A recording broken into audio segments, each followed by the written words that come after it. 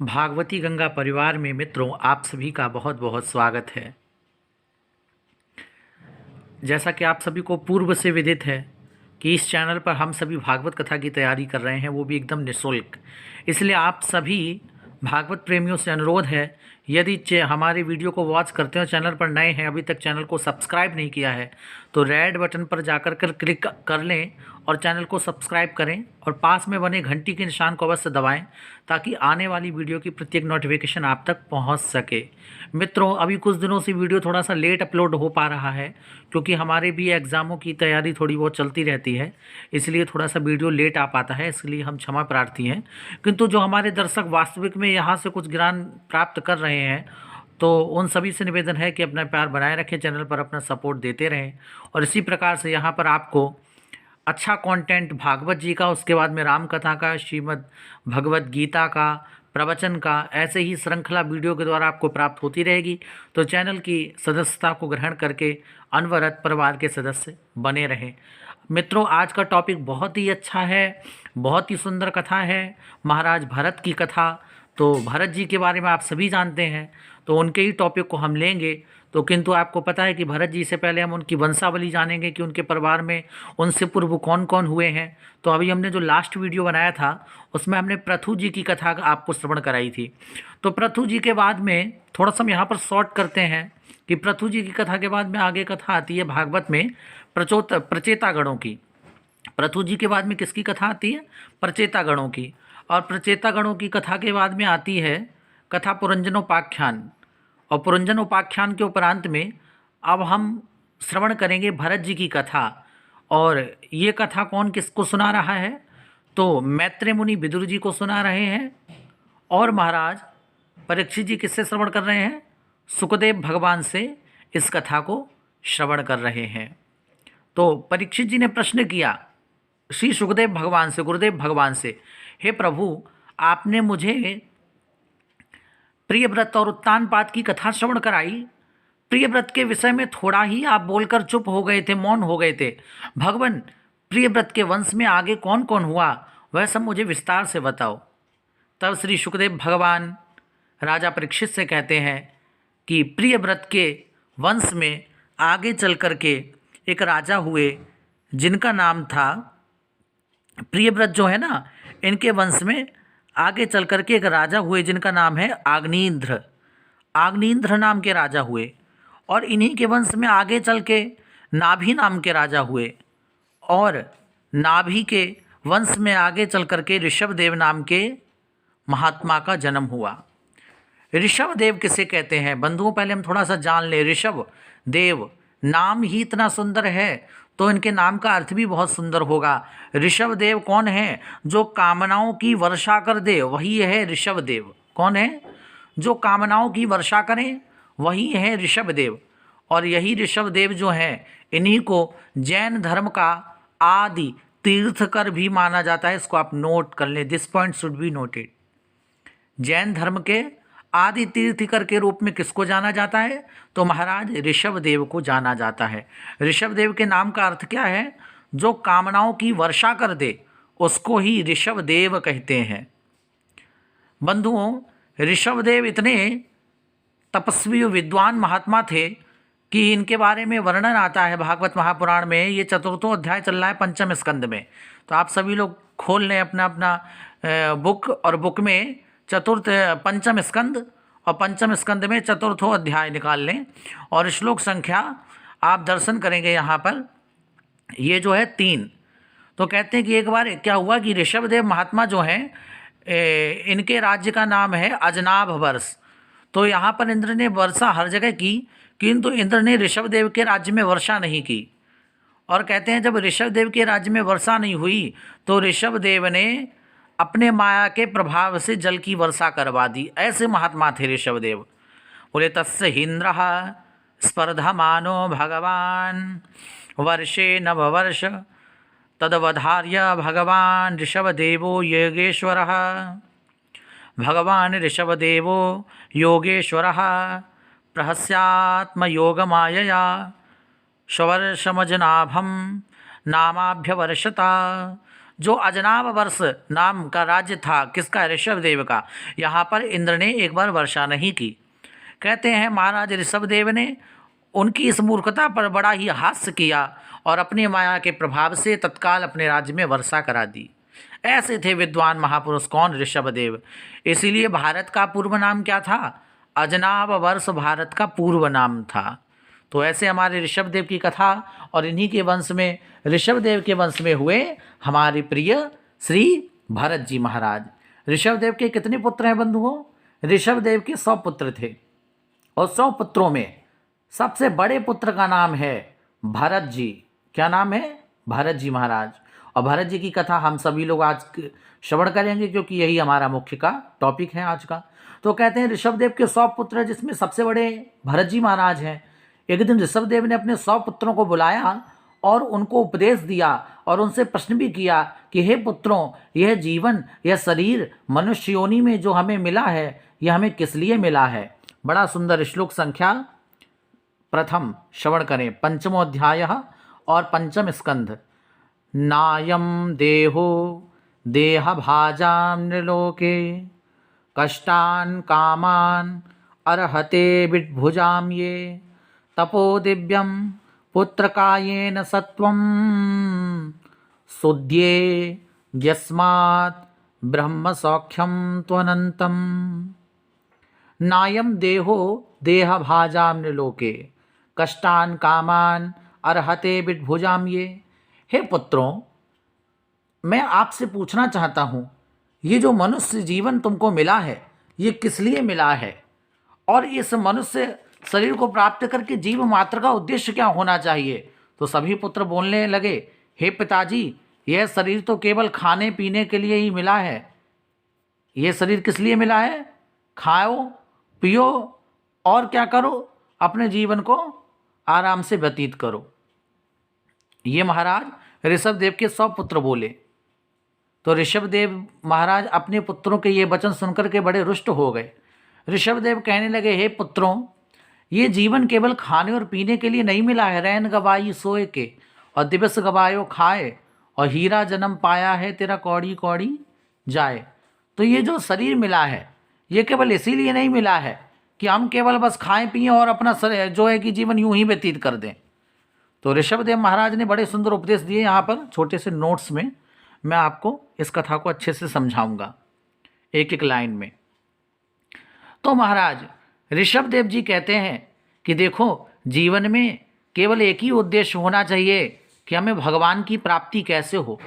हम कुछ ऐसे कर्म करें जिससे कि हमें मनुष्य शरीर को पाकर के भगवान की भक्ति मिले और अंततोगत्वा भगवान के दर्शन हो जाएं। बड़े सुंदर उपदेश किए ऋषभ देव ने अपने 100 पुत्रों को, और भरत जी को भी साथ में उपदेश दिया कि पुत्रों, जीवन रहते खाने पीने में अपने इस शरीर को नष्ट ना करें। हम घर में भगवान का मंदिर बनवावें और भगवान के मंदिर में भगवान राधा रमण को स्थापित करें, और त्रिकाल भगवान का पूजन घर में होवे। भगवान को भोग लगा करके ही घर में प्रसाद पाया जाए। ऐसी दिनचर्या करके खूब भगवान का नाम संकीर्तन घर में हो। ऐसे जीवन व्यतीत करो ताकि अंततोगत्वा भगवान आने पर मजबूर हो जाएं। ऐसे सुंदर उपदेश श्री ऋषभ देव जी अपने 100 पुत्रों को दे रहे हैं। किंतु आजकल विडंबना है संसार में, लोग घर तो बना लेते हैं बड़े बड़े से, किंतु उस घर में लोग महापुरुषों को भी बुलाते हैं। महाराज जी, मैंने नया घर बनवाया है, आइए पधारिए हमारे घर में, आपका स्वागत है। महाराज जी भी जाते हैं, नए घर में प्रवेश किया, दर्शन किए जा करके, दिखाता है कि ये मेरा महाराज ड्राइंग रूम है, ये मेरा लिविंग रूम है, महाराज ये अतिथि रूम है, सारे रूम दिखा देता है। अंत में पंडित जी पूछ ही लेते हैं महाराज जी कि तुमने सब दिखा दिया, किंतु भगवान का मंदिर तो अभी तक दिखाया ही नहीं। तो वो दुष्ट कहता है, महाराज जी क्या बताऊं, मैंने सब कुछ दिखा दिया, भगवान का मंदिर बना ही नहीं, तो दिखाऊं कहाँ से?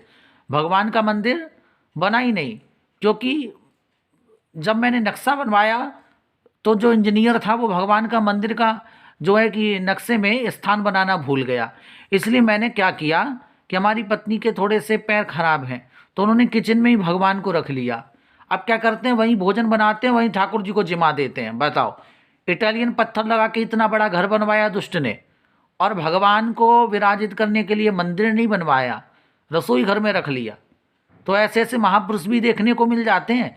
किंतु ऋषभ देव जी कहते हैं, हे पुत्रों, अगर यह जीवन मिला है तो भगवान के लिए जीवन समर्पित होना चाहिए, उन्हीं के लिए सब कुछ होना चाहिए।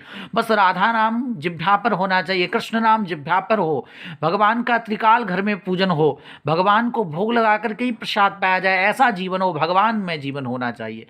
ऐसे सुंदर वचनों को सुनकर के ऋषभ देव के जो पुत्र थे ना, वो सारे पुत्र जो थे उनके अंदर ऐसी विरक्ति का भाव आया कि सबके सब भगवान के भजन में लीन हो गए, सब भगवान के भजन के लिए निकल पड़े। किंतु ऋषभदेव ने देखा कि कोई राज्य संभालने वाला भी होना चाहिए, मुझे तो भगवान का भजन करना है।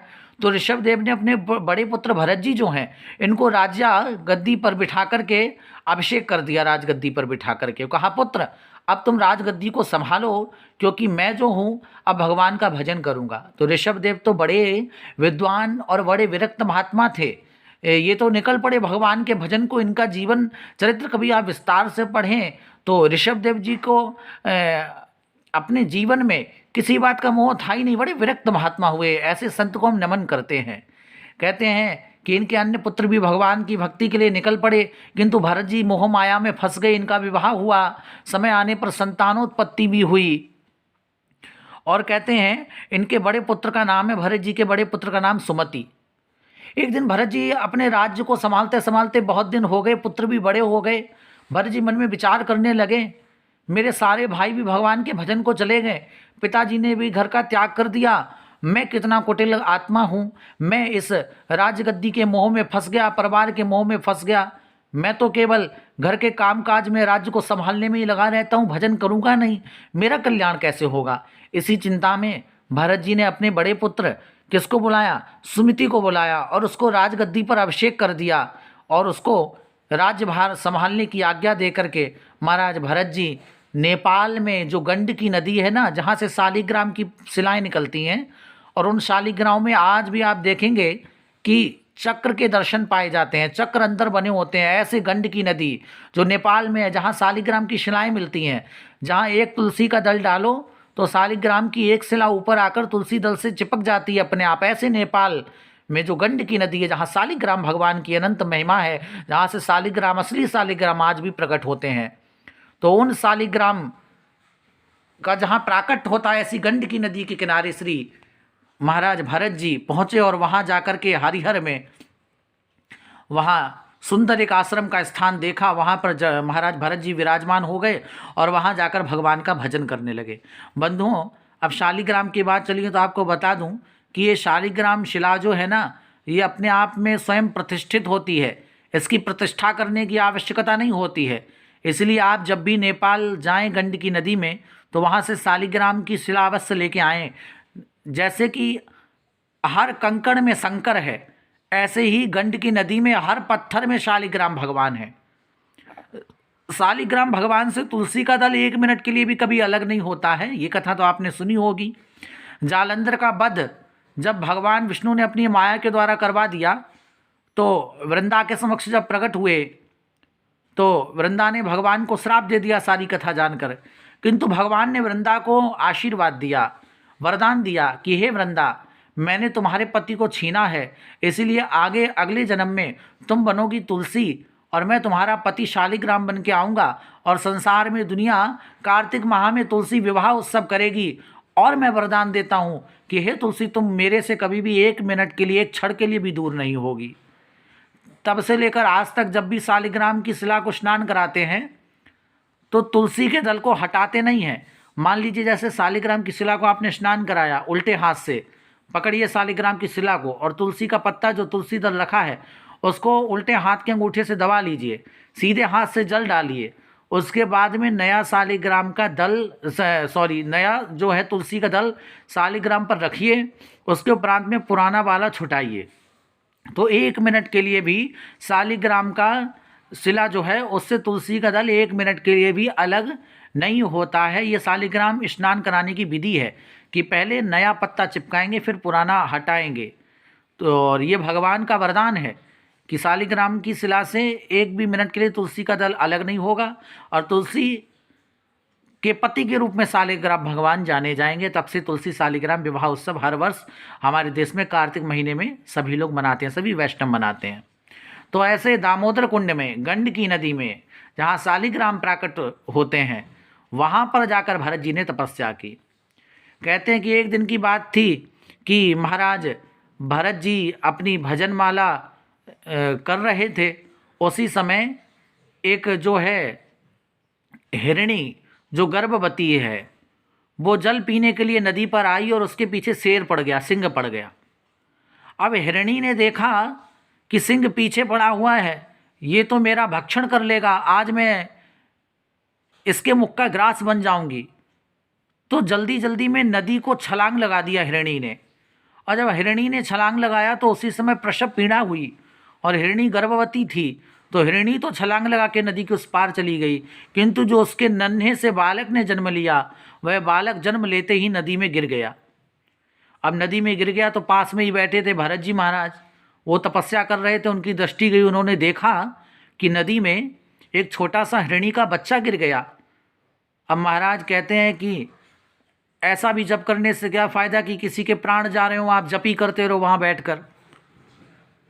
तो भरत जी महाराज ने अपनी माला को छोड़ दिया और उस हिरण के बच्चे को जल से बाहर लेकर के आए, बड़ा प्यार करने लगे, बड़ा दुलार करने लगे, उसकी रक्षा की, उसको कुछ खाने को दिया। देखिए भरत जी ने उस हिरण के बच्चे को बचाया, उसका कुछ सेवा की, उसको कुछ खाने को दिया, यहाँ तक तो ठीक था। किंतु भरत जी आगे गलती कर बैठे। भरत जी ने विचार किया, छोटा सा बच्चा है, कहाँ जाएगा, वन में सिंह आदि इसका भक्षण कर लेंगे, क्यों ना मैं इसका पालन पोषण करूं। तो भरत जी महाराज अब क्या करने लगे, उस छोटे से हिरण के बच्चे का पालन पोषण करने लगे। और पालन पोषण करते करते महाराज भरत जी का मन जो भजन में था, वो भजन से हट करके उस हिरण के बच्चे में ही लग गया। अब हिरण के बच्चे को ज़्यादा याद करते हैं, भजन की माला कम करते हैं। आए थे हरि भजन को ओटन लगे कपास, ओटन लगे कपास। आए तो थे भगवान के भजन को, किंतु ओटन लगे कपास। अब हिरण के बच्चे में ही उनका जीवन जाने लगा। हिरण के बच्चे को नहलाते धुलाते, भोजन कराते, पास में सुलाते, बड़ा लाड़ दुलार करते। जो भरत जी महाराज पहले 100 माला दिन में करते थे, वो भरत जी महाराज अब माला केवल 50 ही करते हैं। फिर हिरण के बच्चे में और भी ज़्यादा अधिक मोह हो गया, तो 50 से 25 और 25 से 5 और 5 से 1 ही माला रह गई। हिरण के बच्चे में ही उनका जो था मोह हो गया। और देखो हिरण के बच्चे में जो मोह है ना, यही तो बंधन का कारण है। संसार में अहमता और ममता करोगे तो फिर पतन निश्चित होने वाला है। संसार में और शरीर में अहमता और पुत्र बंध बांधवों में ममता जो आप करते हो, यही आपके पतन का कारण है। यह अहमता और ममता का त्याग करना ही मुक्ति का साधन है। लेकिन यहाँ पर भरत जी से गलती हो गई, ममत्व भाव आ गया हिरण के बच्चे में, और ये ममत्व ही बंधन का कारण हो गया। संसार में रहो, पुत्र बंधु बांधवों को देखो, भरण पोषण करो, किंतु किसी में आसक्ति मत करो। जब आसक्ति हो जाएगी तो निश्चित पतन होगा, क्योंकि आसक्ति केवल होनी चाहिए तो श्री राधा गोविंद के चरणार बिंदों में होनी चाहिए। आसक्ति कहाँ हो, भगवान के चरणों में होनी चाहिए। किंतु जो आसक्ति भगवान के चरणों में हो, वो आसक्ति हम कहाँ कर बैठते हैं, वो आसक्ति तो हम कर बैठते हैं जाकर के संसार में। देखिए संसार दुखमय है, संसार विष से युक्त है। सर्वदा ये हमारे लिए ज्ञात होना ही सबसे अच्छा मार्ग है। ये हमको ज्ञात रहना चाहिए सर्वदा कि संसार विष युक्त है। मान लीजिए एक संत भगवान किसी के घर में गए, उदाहरण दे रहा हूँ, और उस व्यक्ति ने संत महापुरुष के आगमन में हर्षित होकर के सुंदर खीर बनवाई, और वो खीर परोसने ही वाले थे, तब तक उसने देखा कि उस खीर में एक मरी हुई छिपकली निकल आई। संत भगवान ने तुरंत ही उस खीर के प्याले को दूर फेंक दिया और वहाँ से उठकर के अपने आश्रम की ओर चल दिए। जब व्यक्ति ने पूछा महाराज खीर क्यों नहीं खाई, तो उन्होंने कहा इसमें छिपकली मरी हुई पड़ी थी, इस खीर को क्या खाकर करेंगे। क्यों, बोले यह खीर तो विषयुक्त हो गई, इसलिए ये खाने योग्य नहीं है। जिस प्रकार से खीर तस्मई बहुत सुंदर बनी थी, किंतु उसमें छिपकली गिरने से वो विषयुक्त हो गई, संत भगवान ने उस खीर का त्याग कर दिया। इसी प्रकार से खीर कितनी भी सुंदर है किंतु विष युक्त हो जाने से वो त्याज्य योग हो गई। संसार कितना भी देखने में सुंदर लगता हो किंतु ये है दुख युक्त, विष युक्त, इसलिए इसका त्याज करना ही, इससे ममत्व भाव का त्याज करना ही सर्वदा उचित है और वही हम सबके लिए उचित है। ये सीख लेनी चाहिए। ये ममत्व भाव, ये जो आसक्ति का भाव संसार के प्रति है, यही बंधन का कारण है। भरत जी से बड़ी गलती हो गई। उस नन्हे से हिरण के बच्चे में आसक्ति कर ली, ममत्व का भाव कर लिया। इतना बड़ा ज्ञानी पुरुष, इतना बड़ा संत महापुरुष जो भजन करने आया था, उसको जब हिरण में ममत्व भाव हो गया। हम सब तो संसार में रहने वाले मंद मूढ़मती जड़ हैं। हम सब क्या भजन कर पाएंगे? हम सब भजन नहीं कर पाएंगे। जब भरत जी जैसे महान पुरुष, जो जिनके पिता ऋषभ देव हैं, ऐसे ज्ञानी महापुरुष का पुत्र एक हिरण के बच्चे के चक्कर में फंस गया, आसक्ति युक्त हो गया, ममत्व भाव में बंध गया और हाय हिरण करते करते एक दिन अंत समय आ गया भरत जी का। और कहते हैं उस समय भी माला याद नहीं आई, भगवान याद नहीं आए और उन भरत को केवल अंत समय में याद आया। तो क्या याद आया? बस यही याद आया कि मैं चला जाऊंगा तो इस हिरण के बच्चे का देखभाल कौन करेगा, इसको भोजन कौन देगा, इसकी रक्षा कौन करेगा। ऐसा ममत्व भाव आ गया कि अंत समय में भी हिरण की याद आई।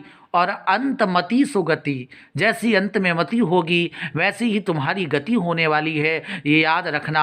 बार बार मुनि जतन कराही और अंत राम उर आवत नाही। बार बार मुनि लोग जतन कराते हैं फिर भी अंत में राम नाम नहीं आता है। यत् फलम नास्ति तपसा न योगेन समाधिना तत्फलम समते लभ्य कलो केशव कीर्तिनाथ। जो फल बड़े बड़े ऋषि मुनियों को सतयुग त्रेता द्वापर में नहीं मिलता है, वो फल केवल कलयुग में भगवान नाम स्मरण से मिलता है। किंतु नाम स्मरण का समय ही कहाँ मिलता है। हम संसार में भरत जी जैसे आसक्त हो गए हैं। हम संसार में माया रूपी हिरण के चक्कर में आसक्त हो गए। जैसे भरत जी हिरण के चक्कर में आसक्त हो गए और अपने देह का त्याग किया तो हिरण ही बनना पड़ा। इसी प्रकार हम सब भी हैं। हम सब भी माया रूपी हिरण के चक्कर में फंस गए और इस माया रूपी हिरण के चक्कर में फंस के नाच रहे हैं। और अंत मति सुगति, जब अंत में देह त्याग होगा तो संसार याद आएगा और जब संसार याद आएगा तो कहीं ना कहीं पुनरपि जन्मम पुनरपि मरणम पुनरप जननी जठरे सैनम, बार बार आना और जाना ही पड़ेगा। हमारी भी मुक्ति नहीं हो सकती। भरत जी जैसे विद्वान पुरुष को अगले जन्म में जब हिरण हिरण कह के मर गए तो अंतमति सुगति, हिरण का बच्चा बन के आना पड़ा। अब तो महाराज हिरण के बच्चे बन करके आए तो पूर्व जन्म का सब याद है, क्योंकि बड़ा भजन किया था तो पूर्व जन्म का सब याद है। अब तो याद आ रहा है कि एक गलती की कि हिरण में आसक्ति की तो हिरण बनना पड़ा। अब दोबारा ऐसी गलती ना हो जाए। सो महाराज हिरण बन करके भी हिरण के झुंडों से दूर रहते हैं और केवल भगवान नाम स्मरण करते हैं। अब की बार जब हिरण शरीर में जब आए तो देह का त्याग हुआ तो कहते हैं पुनः जन्म लिया तो मनुष्य योनि में फिर देह मिला। और अब की बार आंगिरस गोत्र के पंडित जी जो हैं, आंगिरस गोत्र के पंडित जी हैं, इनके घर में भरत जी का तीसरा जन्म हुआ। कहते हैं पंडित जी की 2 पत्नियां थीं। एक पत्नी के एक बेटी और एक बेटा और दूसरी की जुड़वा संतान है, जिसमें से एक भरत जी हुए। भरत जी को अपने पूर्व जन्म का सब कुछ स्मरण है, सारी बात पता है। इसीलिए पिताजी ने तो सोचा कि मैं ब्राह्मण हूँ, मेरे घर बेटे ने जन्म लिया है, ये भी पांडित्य कर्म को आगे बढ़ाएगा, कर्मकांड बढ़िया करेगा, बढ़िया ज्योतिषाचार बनेगा। तो पिताजी तो अपने बच्चे को कर्मकांड सिखाने में लग गए। किंतु भरत जी तो जानते हैं कि एक बार मैंने जन्म लिया और हिरण के बच्चे से मोह किया तो हिरण बनना पड़ा। अब की बार यदि मैंने ये पांडित्य कर्म किया और इसी कर्मकांड के चक्कर में फंसा रहा तो फिर अब की बार मुझे कहीं और नरक में भी जगह नहीं मिलने वाली है। इसीलिए महाराज अब की बार जब भरत जी जन्म लेकर के आए तो इनको पूर्व जन्म का सब विदित है। इसीलिए ये जानबूझ कर के भी ऐसे रहते हैं जैसे कोई मूर्ख है, जैसे कोई जड़ है। पिताजी कुछ कहते बेटा जो कर्मकांड का कल मंत्र सिखाया था याद है? भरत जी कहते पिताजी मुझे कुछ याद ही नहीं आ रहा। पिताजी ने कहा मेरे भाग्य फूट गए। मैं सोचता था ये विद्वान महापुरुष बनेगा किंतु ये तो कुछ नहीं कर पाएगा। इसकी रेखाओं को देखकर, इसके कर्मों को देखकर लगता है ये कुछ नहीं कर पाएगा। पुत्र की इसी चिंता में कहते हैं महाराज भरत जी के पिताजी का स्वर्गवास हो गया। भाभी और भैया के ऊपर अब भरत जी रहते हैं और कुछ काम धाम तो करते नहीं है, घर में केवल पड़े पड़े खाते हैं। अब भाभी और भाई के घर में उनका देवर कुछ काम वाम करे ना, केवल खाता ही रहे, तो भाई और भाभी के ऊपर भी देवर बोझ बन जाता है। भैया भैया को भी बोझ समझने लगता है जब भाई कुछ काम ना करे। भाभी को भी देवर फिर अच्छा नहीं लगता, बुरा ही लगता है, उसकी कोई बात अच्छी नहीं लगती। तो भरत जी महाराज तो केवल पड़े ही रहते हैं। अब की बार जब भरत जी जब मूर्खतापन करने लगे तो इनका नाम जड़ भरत हो गया, क्योंकि मूर्खतापन करते हैं, ऐसे रहते हैं जैसे कोई मूर्ख रहता हो। किसी का कोई प्रश्न होता है तो उसका उत्तर ही नहीं देते, पड़े रहते, भगवान का भजन करते, जो मिल गया पा लेते। भाभी भैया ने कहा घर में खा खा के मोटा हो रहा है, काम धाम कुछ करता नहीं, चल जा कर के खेत में जा कर के आज जा और खेत में जाकर के रखवाली कर, क्योंकि खेत में अभी गेहूं की फसल खड़ी हुई है, पंछी जाकर के फसल का नुकसान कर देते हैं, पशु जाकर के फसल का नुकसान कर देते हैं, इसलिए जाओ और जाकर के हमारे खेत की रक्षा करो। अब भरत जी महाराज तो भगवान के भक्त ठहरे, वो तो सब जीवों में भगवान के दर्शन करते हैं। अहिंसा परमो धर्म के पुजारी हैं, अहिंसा परमो धर्म, इसके पुजारी हैं कौन? भरत जी महाराज। चिड़ियाँ आई जैसे ही चुगने के लिए महाराज खेत में, तो भरत जी ने भगाने के बजाय उनको बुलाया प्रेम से और कहने लगे राम की चिड़िया राम का खेत, खाओ चिड़ियों भर भर पेट। राम की चिड़िया राम का खेत, खाओ चिड़ियों भर भर पेट। आओ आओ सब तुम्हारा ही तो है, प्रेम से पाओ ना। बड़ा स्वागत सत्कार किया महाराज। पीछे से भैया भाभी आए, देखा कि फसल को रखाने की जगह ये तो सब बर्बाद कर दे रहा है।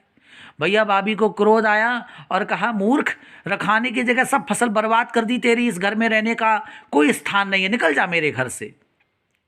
भरत जी महाराज बड़े सीधे साधे, भाई भाभी की बात सुनी, कहा निकल जा घर से, तो अपनी झोली उठाई, माला उठाई, निकल दिए भगवान के भरोसे।